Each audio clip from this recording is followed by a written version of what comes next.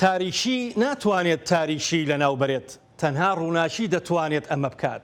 ڕق و کینەش ناتوانێت ڕق و کینە لەناو بەرێت، تەنها خۆشەویستی دەتوانێت ئەم کارە بکات. ڕێبەری ئاشتیخوازی ئەمریکا مارتن لۆسەر کینگ وا دەڵێت: ئازیزان، بەختەوەر بووم بە دیدارتان. سڵاو و خۆشەویستی ئێمە لە ئەمریکاوە بۆ ئێوەی خۆشەویست.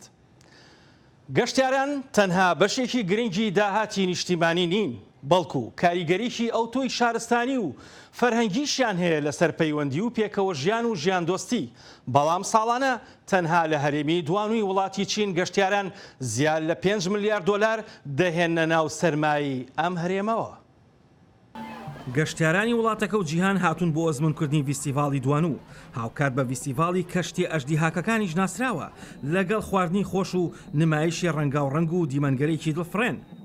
ئەم ڤیستیڤاڵە ئەم ساڵ لە مانگی 6دا ساز دەکرێت لە ناوچەی پوژەی کە خاوەنی دیمەنگەلێکی سروشتی دڵفرێنە و هەرێمی کیوبی لە ناوچەی یۆنانی باشووری ڕۆژاوای چین ساز دەکرێت. گەشتیاران تەنها دیمەن دڵفرێنەکان سەرسامی نەکردوون، بەڵکو بەو زلوبیا ڕەنگاو ڕەنگەش سەرسام بوون کە خواردنێکی میلیە کە بە زۆنگزی ناسراوە کە بە ڕەنگی سروشتی ڕۆکی ڕەنگکراوە.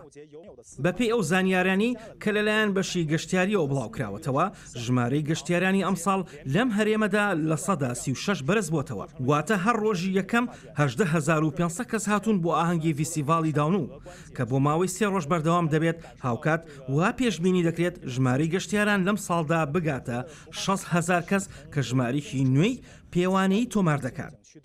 هاوکات لە ڤیستیڤاڵەکەدا پیشانگەی ڕەز و بێستانەکان کە لە پکینەوە هاتوون بەشداریان کردووە بە زنجیرەیەک چالاکی جوان. هاوکات ئەو پیشانگایشی کە فۆکلۆری فەرهەنگی وڵاتەکە نمایش دەکەن بەشدارن. گەشتیاران دەتوانن هەموو ئامێرە میوزیکی نەریتی و مێژویانە ببینن کە چۆن لە هوەری شەکر سازکراون. ڤیستیڤاڵی دوانوو یەکێکە لە گرنگترین ڤیستیڤاڵە ئاهەنگ ئامێزەکانی چین کە دەکەوێتە شەشەمین ڕۆژی مانگی 6 ڕۆژمێری چینیەوە کە دەبێتە ڕۆژی پشوو لە وڵاتی چین. کاتێک کەسێک خوازیاری شتێکە لە ژیانیدا، هەموو گردون کار لەسەرەوە دەکەن هاوکاری ئەو کەسە بکەن بۆ ئەوەی خەونەکەی بێتە دی. ڕۆمانوس پاولۆ کۆیلۆ وا دەڵێت: موزیکژەنێکی ناوازە کاتێکی زۆر تەرخان دەکات بۆ دۆزینەوەی کەرەستە و بابەتگەلێک لە ناو بازاڕەکاندا نا، بەڵکو لە خاشاک و زبڵخانە گەورەکانی وڵاتەکەیدا بۆ دروستکردنی ئامێری میوزیکی کە ئەو ڕۆکە لە کۆنگۆ بۆتە ئامێری میوزیکی پڕ جۆش و دەنگ خۆشەکان بۆ ئەو وڵاتە.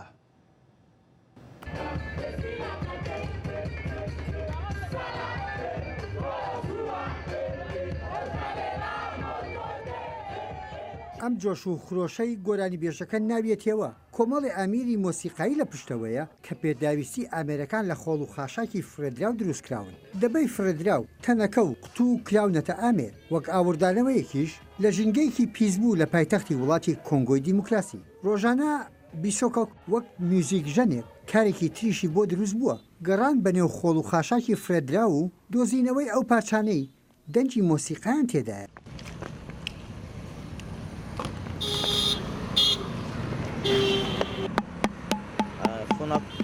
وای دەبینم ئەم بوتڵە پلاستیکیە دەنگێکی باشی لێ دەرچێت. نۆتەی دۆڕە مێفاسۆلاسیم پێدەدات. خۆڵ و خاشاک نزیک لە دانیشتوان زۆر شوێنی پایتەختی وڵاتی کۆنگۆی دیموکراسی تەنیوە. هەوڵی گروپە مۆسیقەکەی کەناوی فۆلۆ میوزیکە و بەواتای مۆسیقای زبڵدان لەوە سەرچاوی گرتووە تا خەڵک ژینگەیان خۆش بوێت.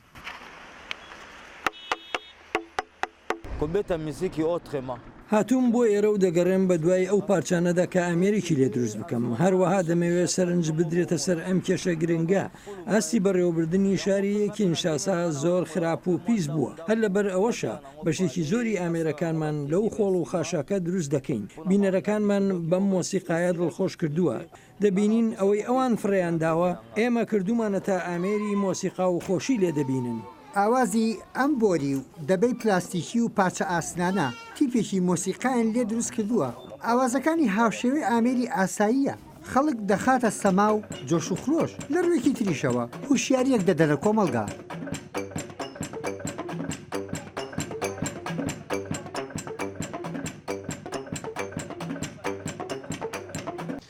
کاری پەیکەرسازی لەسەر بەرد کارێکی ناوازە و سەختە.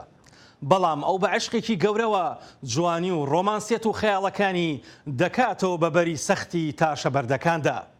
کاری لەسەر جینۆساید و ئەنفال و کیمیاباران و کارە ساتەکان کردووە و بە بەردەوامیش پڕۆژەی هەیە بۆ داهاتوو. بەختیار هەڵەبجەیی پەیکەرساز و پەیکەرتاش زیاد لە 25 ساڵە ئاڵنگاریەکانی ئەو لەگەڵ داهێنان و جوانیدا بەردەوامە. ڕێباز مەجید بۆ زایاڵی داهێنان سەردانی بەختیاری کرد و ئەم چاوپێکەوتنە گرنگەی لە سلێمانیەوە بۆ ناردین.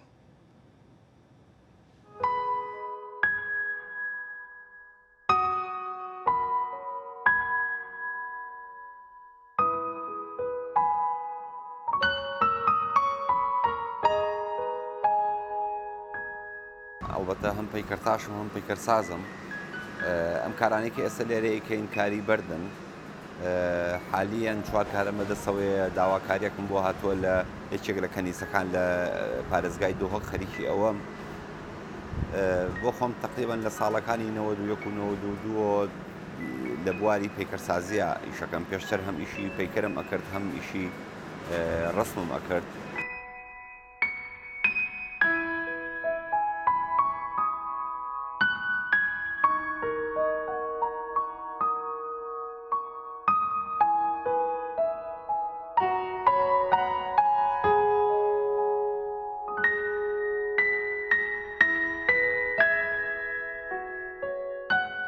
من هەموو کارێکەکەم چ پۆترێت بێ یاخود چ کاری بەرجەستە بێ ڕێلیڤ بێ یاخود کاری ئاوا مدەور بێ کاری پەیکەری تەواو بێ هەموو کارێکەکەم ئیتر ئەکەوێتە سەر ئەو تەڵێبەیی کە دێت. ئێمە بۆ خۆمان دوو کارەکەین. کارێکەکەین بۆ کاری دڵی خۆمان ئەوەی کە بۆ مەسەڵەن بۆ لە پێشنگایەکان نمایشی ئەەکەی یاخۆت شتێکەکەی خۆت حەزت لە ئیسە بۆ نمونە ئەم پەیکەرەی پشتەوەم کە بە هیوان بیکەم بە قالەمە ڕەمە لە 2013 دەستم پێ کرد بەڵام بەداخەوە لەبەر ئەو زۆروفی اقتصادی و شتانەی هات بەسەرا هەر بۆ خۆم دروستم کردووە.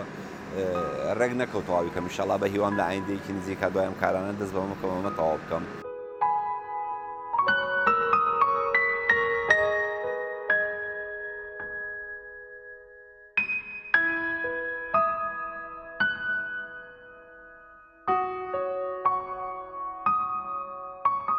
ئیشی بەردیشێکی سەختە وەکو ئیشی پەیکەرسازی نییە. پەیکەرتاشی کارێکی سەختە چکە ئەو شوێنەی لێت کە لێت تاشی جایتر نایەتەوە جێگەی بە زۆر بە دەقیق و زۆر بە وریایی مەسەرەن هەمیشە ڕستمەکە دروستکەیت و بیسڕیتەوە هەمیشە دروستەکەیت و لێ تاشی و دروستەکەیتەوە. بەم شێوەیە عملەیەکی ئیزعاجە جگە لەوەی کە عملەیەکی قورس و تاقەت پڕۆشێنە هەم بۆ وەکو مەسەلەی تەب و تۆزەکەی هەم وەکو قووەتی هەڵگرتن و دەنگی کۆسەرە و هەنێ ئیزعاجی خۆی هەیە.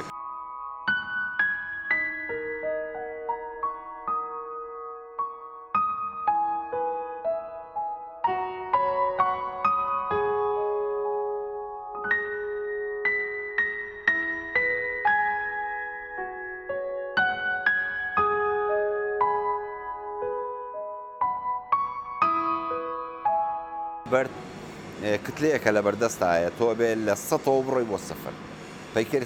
لە پەیکەرسازیە لە سفرۆشی بۆ 100 مەسەڵەن پارچە قوڕە دایانەی وردە وردە ئەسکەلێکی وە دروستەکەی لە ئاسنجا پارچە قوڕی لێدەی بە پێی پێویستی بۆی زیادەکەی توی لێگری بەڵام لە ئیشی بەرداوان نییە. ئیشی بەرد کتلەیەکە بێ و کتلەیە لە مەشتا هەبێت.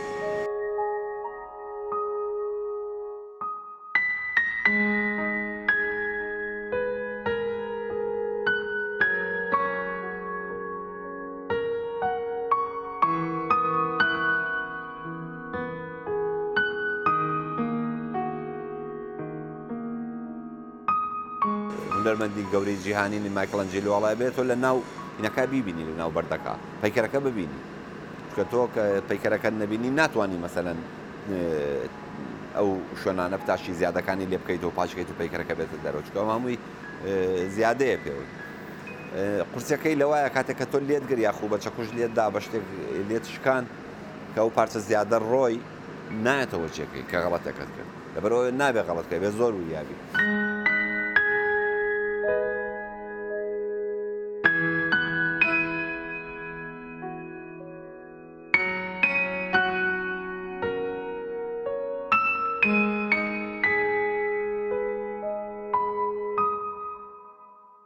کانگای بەردی زۆر باشمان هەیە بەردی گرانیتی سەوزمان هەیە و تا لەوێ نمونونەکەی هەیە هی ناوچەی پێنجوێنە بەردی ڕەشمان هەیە سووری گەڵاڵەمان هەیە سپی قەراقمان هەیە سپی بازیانمان هەیە مانە هەموو بەردی زۆر باشن.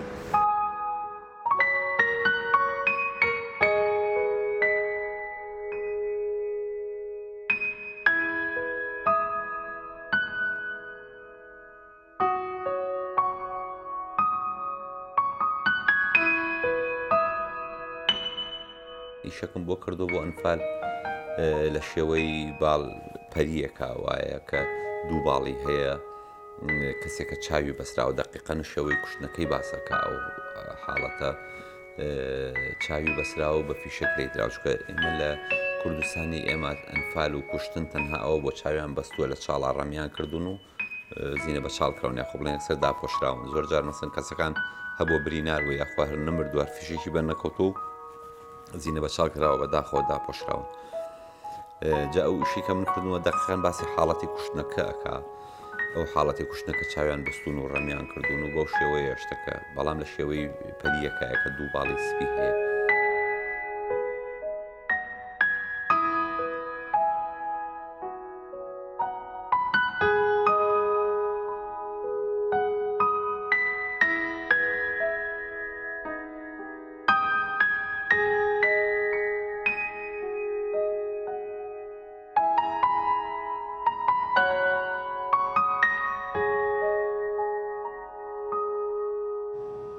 ڕەنگە ئەسپ سوارەکان باشترین بن بەڵام بۆ ئەم فیستیڤاڵە دەبوایە ئەسپە جوان و سەماکارەکانیشیان بهێنایە. ئاهەنگی نەریدامێزی ئەم هەرێمە لە ئیسپانیا تەنها سەرنجی گەشتیارەکانی ڕانەکێشاوە بەڵکو بۆتە شادیکی خۆش بۆ هاوڵاتیانی ئەو وڵاتە. ئاهەنگگێڕان بە بۆنەی فیستیڤاڵی سانخوان لە دوورگەی مینۆرکای ئیسپانیا ئاهەنگ دەگێڕن. ئەوان هاوار دەکەن و ئەوانی دیکەش ئەسپە ڕاهێنراوە مینۆریکیەکانیان تاو دەدەن و خۆیان دەکەن بە ناو شەقامەکانی شارەکە و بەناو خەڵکەکەدا.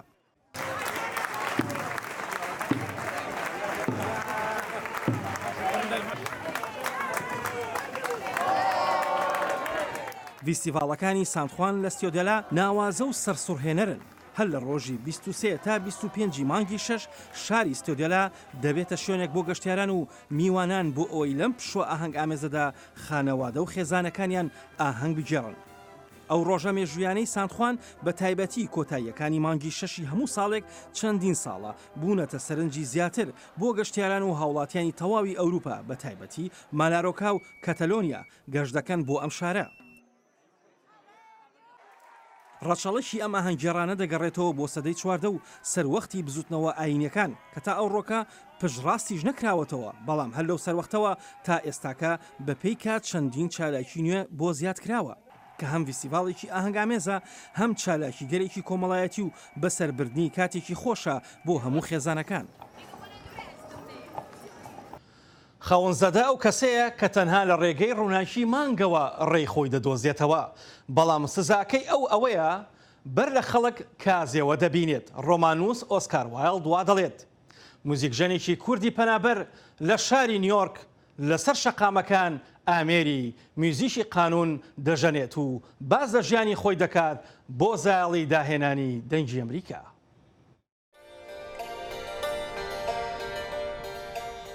دژوار کارەمان وەکی موزیسیەنێکی کورد لە تورکیە بە ساڵان موزیسیەنیە کرد.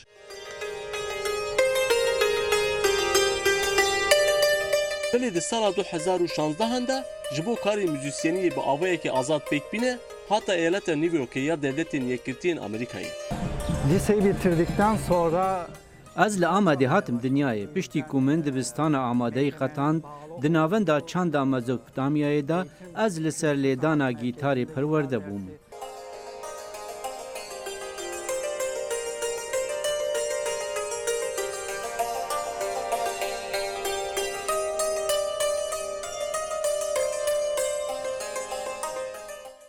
üniversitenin bitiminden Piştî ku min zanîngeh qetand li bajarên ciheyên Tirkiyê di kafê û baran da stran digotin. Lêbelê her tim min dixwest ez bibim hunermendekî kulanan. Dijwar got ku Amerîka ji bo müzisyeniya wî cihekî azadtir e. daha iyi Ji bo ku bikarim mûzîkê biafrînim min dixwest ez herim Ewropayê. لێبەلێ ئەس وسا فکریم و ئەمریکا ji bo vêyekê cêherî baştir e. Li Tirkiye dema ku min karê mûzik jeniyê dikir, ji ber Kurdîbûna xwe rastî hin pirsgirêkan dihatim. Li hember zext û zordariyê her tim min li ber xwe da û vê berxwedanê jî rê û rêbazên din nîşanî min dan. Di sala 2016 da ji bo ku bikarim bi awayekî azad bijîm, hatim Emerîkayê.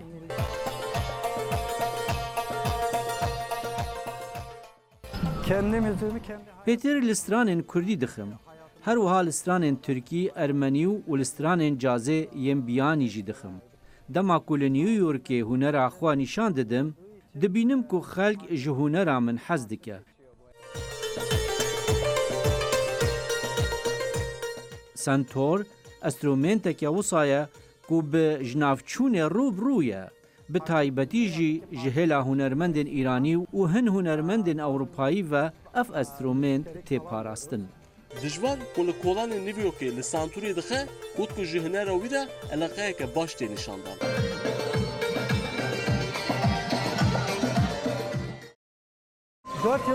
Çar sal berê dema ku cara ewil hatim Emerîkayê li meydana navdar a Timesê min dest bi lêdana sentûrê kir. Paşî jî li meydanên Union û Washingtonê min ev kar kir.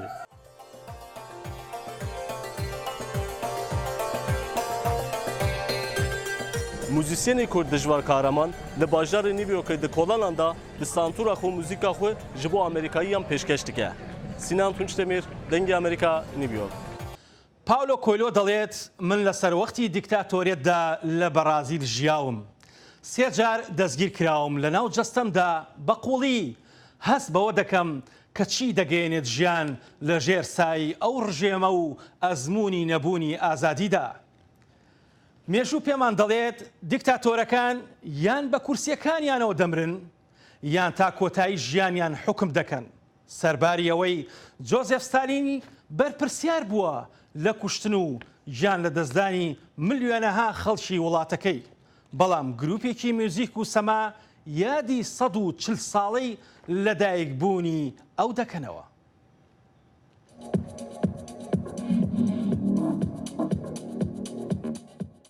شاری ڤیسیڤالەکە نۆڤزبێرگە کە یادی 140 ساڵی لەدایکبوونی جۆزێف ستالین دەکەنەوە لە ڕێی سەماکاران و دیجە و سازکردنی گفتوگۆوە.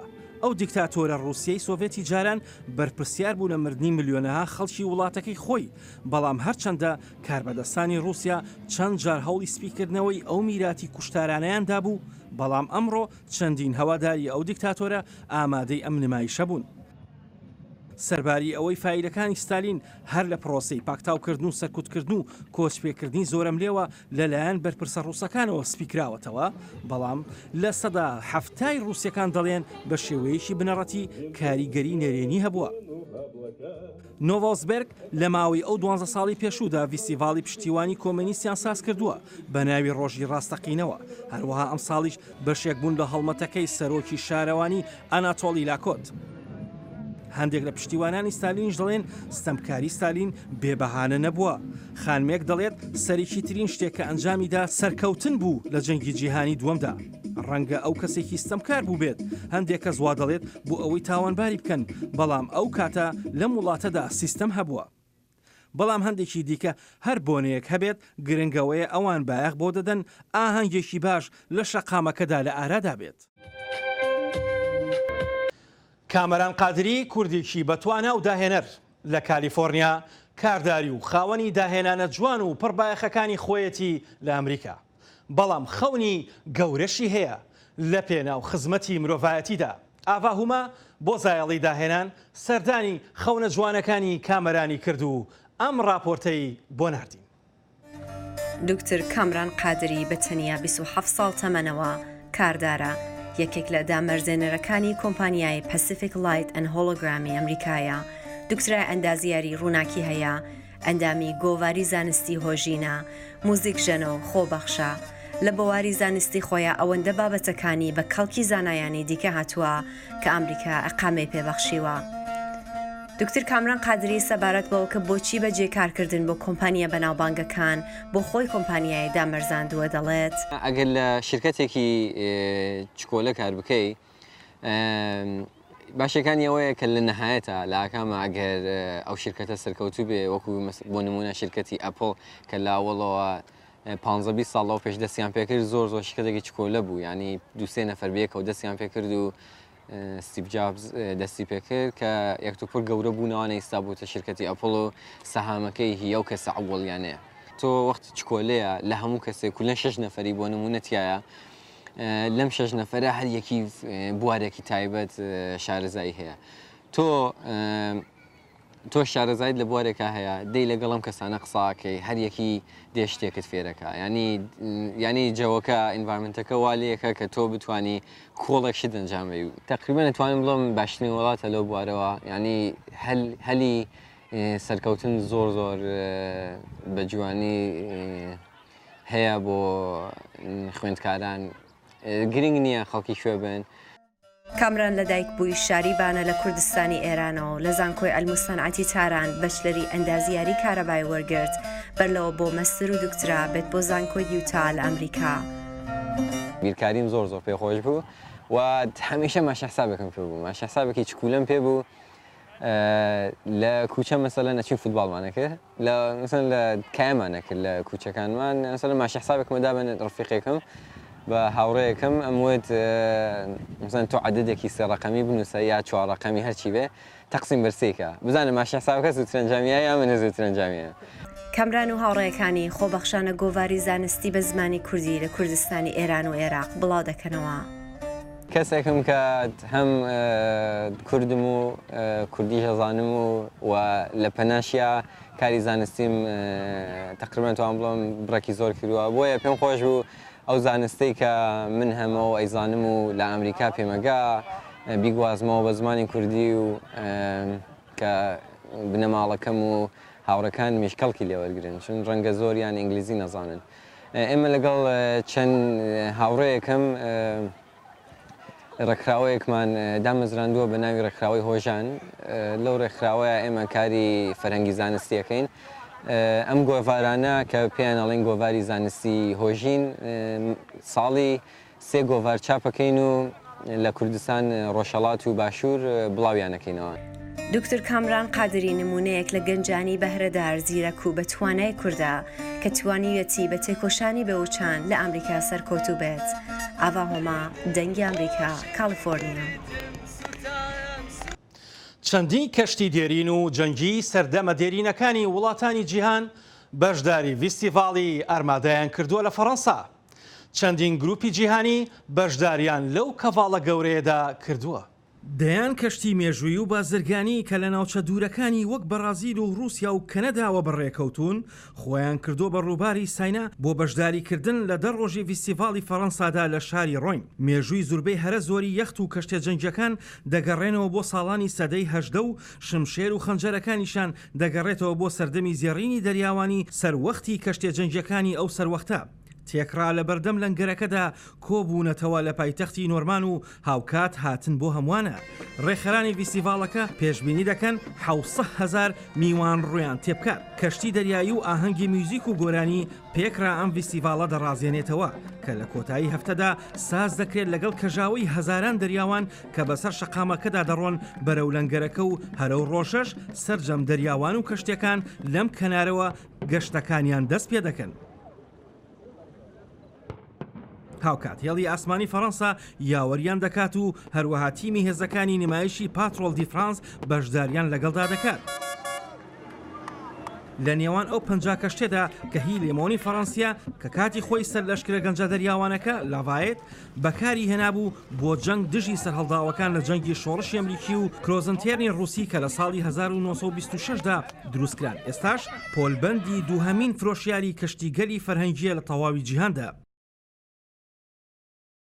یەکەمین ڕۆن ئارمادا لە ساڵی 1970دا سازکرا هەر لەو سەروەختەوە لە ماوەی ئەو 30 ساڵەدا 6 جار سازکراوە. زۆرێک لە کۆمەڵگە و فەرهەنگەکانی جیهان لەو پەڕی ڕۆژەڵاتەوە تا ئەو پەڕی ڕۆژاوە ڤیستیڤاڵ و ئاهەنگی سەیر و جوان ساز دەکەن. بەڵام ڤیستیڤاڵی ئاگر و یاری بە ئاگر لە بیلاڕووس ڤیستیڤاڵێکی ناوازە و سەرنج ڕاکێشە.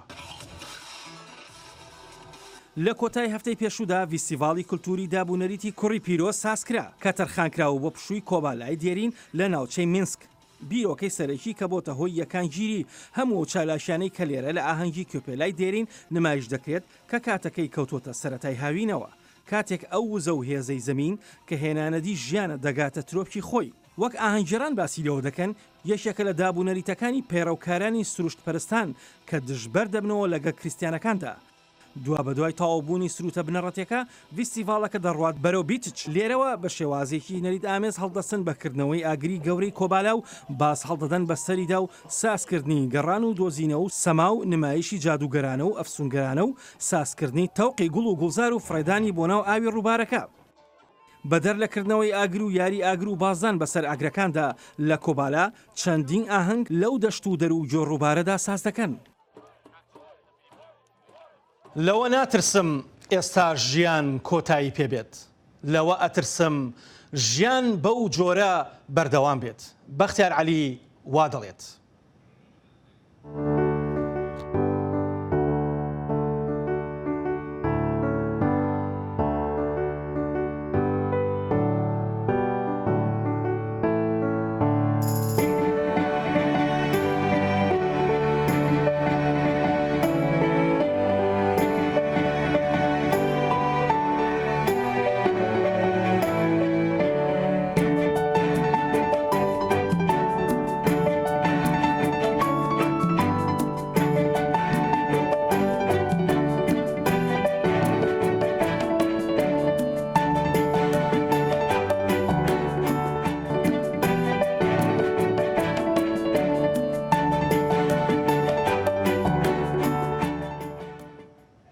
زۆر ئاسانە ڕق و کینە، بەڵام سەختە خۆشەویستی. ئەمە ئەو ڕێگەیە کە تەواوی سیستەمەکە کاری پێدەکات. هەموو شتێکی نوێش سەختە ئەنجامدانی، بەڵام هەموو کارێکی خراپ زۆر ئاسانە جێبەجێکردنی. کۆنفۆشیوس وا دەڵێت. تا زایڵەیەکی دیکە و تا داهێنانێکی دیکەی شارستانی هونەری بەختەوەر و هەر شاد بن ماڵەوە.